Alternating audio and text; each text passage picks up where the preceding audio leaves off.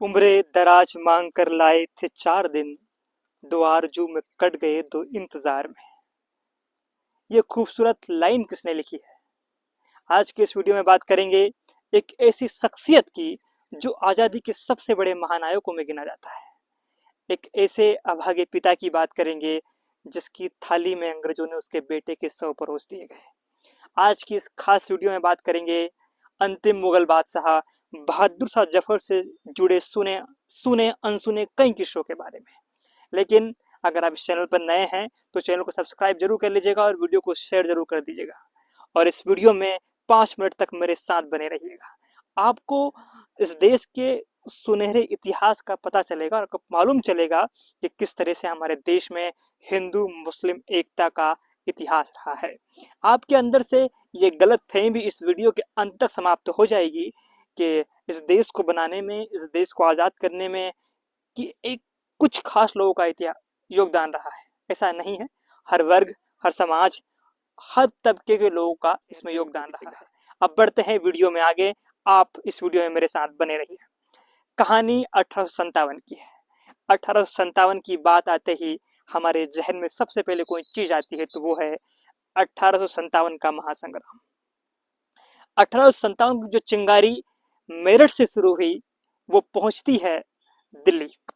और दिल्ली में जो क्रांतिकारी सिपाही है वो तत्कालीन मुगल बादशाह बहादुर शाह जफर द्वितीय को अपना नेता घोषित कर देते हैं। दिल्ली के बाद ये 1857 का महासंग्राम पूरे देश में फैल जाता है।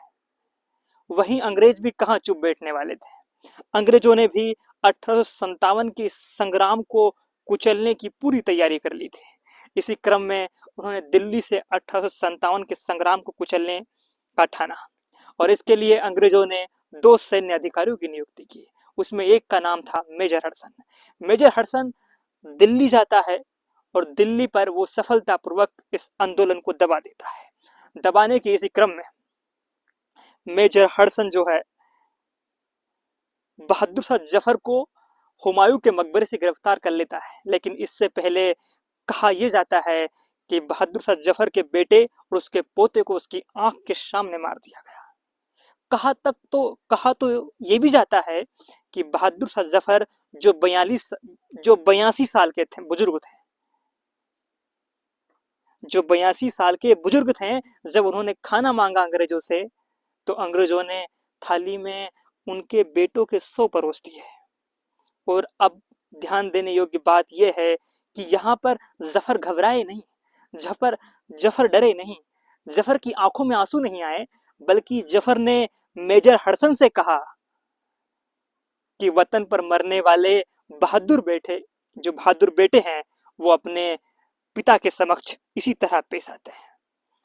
कहा यह जाता है कि जो मेजर हडसन था वो उर्दू का अच्छा जानकार था, वो उर्दू में शायरियां लिखता था और बहादुर शाह जफर एक खुद बड़े शायर थे। शायराना भरे लहजे में मेजर हडसन ने बहादुर शाह जफर से कहा कि दम में अब दम नहीं, खैर करो जान की, जफर अब ठंडी हो गई तेग हिंदुस्तान की। यहाँ जो तेग शब्द आया है उसका मतलब तलवार है।